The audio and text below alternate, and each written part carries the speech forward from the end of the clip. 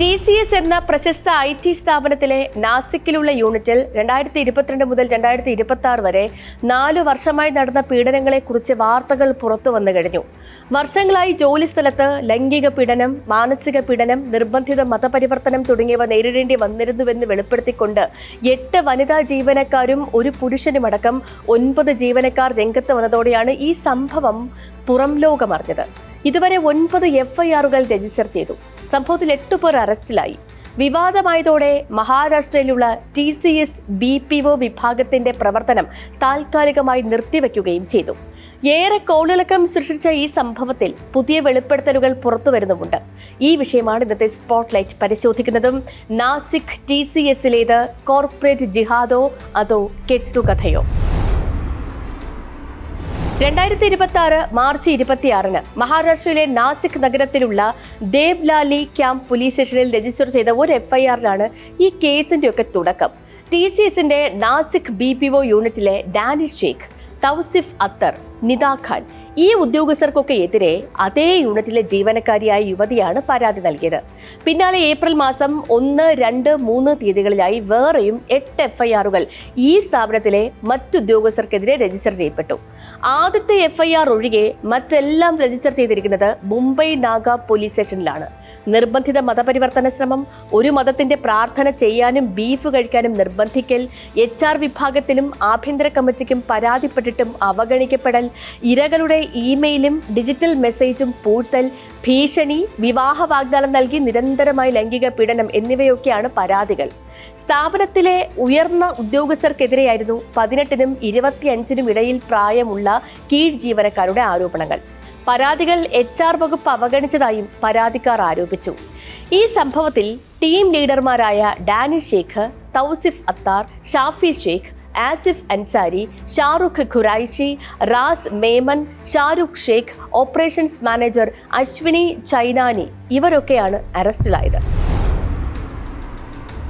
Danish ഷെയ്ഖും ആദ്യ പരാതിക്കാരിയും തമ്മിൽ പ്രണയത്തിലായിരുന്നു. ഡാനിഷിനൊപ്പം കഴിഞ്ഞ റമദാനിൽ ഈ യുവതി നൊയമ്പെടുക്കുകയും അതേപോലെ അവരുടെ വസ്ത്രധാരണത്തിലൊക്കെ മാറ്റങ്ങൾ പ്രകടമാവുകയും ചെയ്തു എന്നാണ് പറയപ്പെടുന്നത്. ഇതിനിടയിൽ ഡാനിഷ് വിവാഹിതനാണെന്നും അദ്ദേഹത്തിന് 2 കുട്ടികളുണ്ടെന്നും അദ്ദേഹത്തിന്റെ ഭാര്യ ഈ യുവതിയെ അറിയിച്ചു. ഇതോടെ ഇരുവരും തമ്മിൽ തർക്കങ്ങളുണ്ടായി. വീട്ടുകാർ യുവതിയെ ജോലിക്ക് പോകുന്നത് തടഞ്ഞു. ഇതുമായി ബന്ധപ്പെട്ട് ഒരു രാഷ്ട്രീയക്കാരന്റെ രഹസ്യ പരാതിയിൽ ഉദ്യോഗസ്ഥരെ ജോലിയിൽ നിയമിച്ച് നാസിക് പോലീസ് രഹസ്യാന്വേഷണവും നടത്തി. തുടർന്ന് യുവതിയെ കൊണ്ട് തന്നെ പരാതി നൽകിച്ചു. വിവാഹ വാഗ്ദാനം നൽകി ബലാത്സംഗം ചെയ്തെന്നും മതം മാറ്റത്തിന് നിർബന്ധിച്ചു എന്നുമുള്ള പരാതി പോലീസിന്റെ കയ്യിലെത്തുകയും അതായിരുന്നു ഈ കേസിന്റെ തുടക്കവും. മാർച്ച് 26 ആദ്യ FIRൽ ഡാനിഷ് ഷെയ്ഖ്, തൗസിഫ് അത്തർ, നിദാ ഖാൻ ഇങ്ങനെ 3 പേർക്കെതിരെയാണ് കേസെടുത്തത്. നിദാ ഖാൻ ഇപ്പോഴും ഒളിവിലാണ്. തുടർന്ന് മറ്റുള്ളവരുടെ അതിക്രമത്തിനിരയായ മറ്റ് 7 യുവതികളുടെയും പരാതികൾ പോലീസിന് ലഭിച്ചു. കേസുകൾ തമ്മിൽ ബന്ധമില്ലെന്നും വഴിവിട്ട പ്രണയങ്ങളുമായി ബന്ധപ്പെട്ട കേസിനോട് മറ്റ് കേസുകൾ കൂട്ടിച്ചേർത്തതാണ് എന്നും അറസ്റ്റിലായ ഒരു പ്രതിയുടെ ഭാര്യ ഇന്ത്യൻ എക്സ്പ്രസിനോട് വെളിപ്പെടുത്തുകയും ചെയ്തു. ആകെ 9 FIRകളാണ് പോലീസ് ഇതുമായി ബന്ധപ്പെട്ട് രജിസ്റ്റർ ചെയ്തിട്ടുള്ളത്. ഒരാളുടെ വിശ്വാസത്തെ അധിക്ഷേപിച്ചാൽ സാധാരണയായി ഭാരതീയ ന്യായ സംഹിതയുടെ 302, 299 എന്നീ വകുപ്പുകളിലാണ് കേസെടുക്കുക. രണ്ടാമത് ഫയൽ ചെയ്ത 8 FIRകളിൽ 4 എണ്ണത്തിൽ മാത്രമാണ് ഇതിലേതെങ്കിലും വകുപ്പ് ചുമത്തി കേസെടുത്തിട്ടുള്ളതെന്ന് ഓഫ് ബീറ്റ് കൺസേൺസ് എന്ന പോർട്ടലിന്റെ വസ്തുതാന്വേഷണ റിപ്പോർട്ട് വെളിപ്പെടുത്തുന്നുണ്ട്. അതായത് മൊത്തം പരാതികളിൽ പകുതിയിൽ മാത്രമേ വിശ്വാസത്തെ അവഹേളിച്ചു എന്ന വകുപ്പ് ചേർത്തിട്ടുള്ളൂ. ഒരു FIRൽ മാത്രമാണ് ശാരീരികമായോ മാനസികമായോ ഇസ്ലാം മതാചാരങ്ങൾ അനുഷ്ഠിക്കാൻ പരാതിക്കാരെ പ്രതികൾ നിർബന്ധിച്ചു എന്ന് പറയപ്പെടുന്നത്. ഈ പരാതിയിൽ തൗസിഫ് അത്തർ എന്നയാൾ പരാതിക്കാരനെ തൊപ്പി അണിയിക്കാനും നമസ്കാര പ്രാർത്ഥനകൾ ഉരുവിടാനും നിർബന്ധിച്ചുവെന്ന് പറയുന്നുണ്ട്. മറ്റെല്ലാ പരാതികളിലും പ്രതികൾ വിശ്വാസത്തെ അവഹേളിക്കുന്ന തരത്തിലുള്ള ഭാഷയോ ചേഷ്ടയോ ഉപയോഗിച്ചു എന്നാണ് ആരോപണം. നിർബന്ധിത മതപരിവർത്തനം എന്നൊരു വകുപ്പ് തന്നെ FIRകളിൽ ഇല്ല. കോടതിയിൽ സമർപ്പിച്ച റിമാൻഡ് റിപ്പോർട്ടിലും അങ്ങനെ ഒരു കേസില്ലെന്ന് പ്രതികളുടെ അഭിഭാഷകൻ പറയുന്നു. മതവികാരം വ്രണപ്പെടുത്തിയെന്ന് പരാമർശിക്കുന്ന 4 FIRലും തൗസിഫാണ് ഇതിന് നേതൃത്വം നൽകിയിട്ടുള്ളതായി പറയുന്നത്. ആദ്യ FIRൽ തൗസിഫിനോടൊപ്പം ഡാനിഷും ഇതിൽ പങ്കുചേർന്നിട്ടുണ്ട് എന്ന് പറയുന്നുണ്ട്. അതേസമയം ലഭ്യമായിട്ടുള്ള 8 FIRകളിൽ 1ൽ മാത്രമാണ് നിദാ ഖാന്റെ പേര് പ്രതിപട്ടികയിൽ ഉൾപ്പെട്ടിട്ടുള്ളത്. ഹൈന്ദവ ദൈവങ്ങളെ കളിയാക്കിയെന്നാണ് അതിൽ ഇവർക്കെതിരായുള്ള ആരോപണവും. 4 വനിതാ കോൺസ്റ്റബിൾമാരെ വേഷം മാറ്റി ക്യാമ്പസിനുള്ളിൽ നിയോഗിച്ചാണ് ആരോപണങ്ങൾ ശരിയാണെന്ന് സ്ഥിരീകരിച്ചതെന്ന് പോലീസ് അവകാശപ്പെടുന്നു. ഏകദേശം 40 ദിവസം അവർ വളരെ രഹസ്യമായി ഹൗസ് കീപ്പിംഗ് ജീവനക്കാരായി TCS ഓഫീസിനുള്ളിൽ പ്രവർത്തിച്ചു.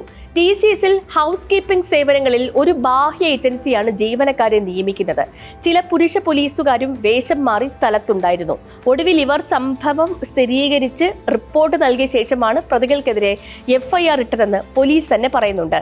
അതേസമയം അത്തരത്തിലൊരു അന്വേഷണം നടന്നിട്ടുള്ളതായി കോടതി രേഖകളിലൊന്നും പരാമർശിച്ചിട്ടില്ല എന്ന് പ്രതിഭാഗം അഭിഭാഷകരും പറയുന്നുണ്ട്. TCSലെ പീഡനാരോപണങ്ങൾ ഹിന്ദുത്വ ഹാൻഡിലുകൾ കോർപ്പറേറ്റ് ജിഹാദ് എന്ന പേരിലാണ് പ്രചരിപ്പിച്ചത്. ഹൈദരാബാദിലെ IT മേഖലയിൽ സമാനമായ സംഭവങ്ങൾ തടയാൻ അധികാരികൾ മുൻകൈ എടുക്കണമെന്ന് കേന്ദ്ര ആഭ്യന്തര സഹമന്ത്രി ബണ്ടി സഞ്ജയ് കുമാർ ആവശ്യപ്പെട്ടത് ഈ പ്രചാരണങ്ങൾക്ക് ഊർജം പകരുകയും ചെയ്തു. വിഷയത്തിൽ SIT അന്വേഷണം മലേഷ്യയുമായുള്ള ബന്ധമുള്ള മത തീവ്രവാദ ഗ്രൂപ്പുകളിലേക്ക് തിരിയുന്നുണ്ട് എന്ന പ്രചാരണം ഉണ്ടായിരുന്നെങ്കിലും പിന്നീട് അധികൃതർ അത് നിഷേധിച്ചു. മാത്രവുമല്ല, നാസിക്കിൽ വിശ്വാസത്തിന്റെ മറവിൽ സ്ത്രീകളെ ലൈംഗികമായി പീഡിപ്പിച്ച് അത് വീഡിയോയിൽ പകർത്തിയ കേസിൽ VIP ജ്യോതിഷി അശോക് ഖറാത്ത് അറസ്റ്റിലായ സംഭവം കോളിളക്കം സൃഷ്ടിച്ചതിന് പിന്നാലെയാണ് TCS കേസ് ശ്രദ്ധ പിടിക്കുന്നത്.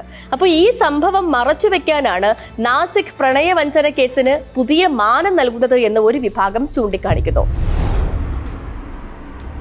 നാസിക് TCS സംഭവം തൊഴിലിടങ്ങളിലെ ജീവനക്കാരുടെ സുരക്ഷയെയും കോർപ്പറേറ്റ് ധാർമ്മികതയെയും കുറിച്ചുള്ള ഗൗരവതരമായ ചോദ്യങ്ങൾ ഉയർത്തുന്നുണ്ട്. അതോടൊപ്പം തന്നെ ഒറ്റപ്പെട്ട സംഭവങ്ങളെ പർവ്വതീകരിച്ച് ഒരു വിഭാഗം ജിഹാദ് മേൽവിലാസം നൽകുന്നതാണോ എന്നൊരു സംശയവും ഉയരുന്നു.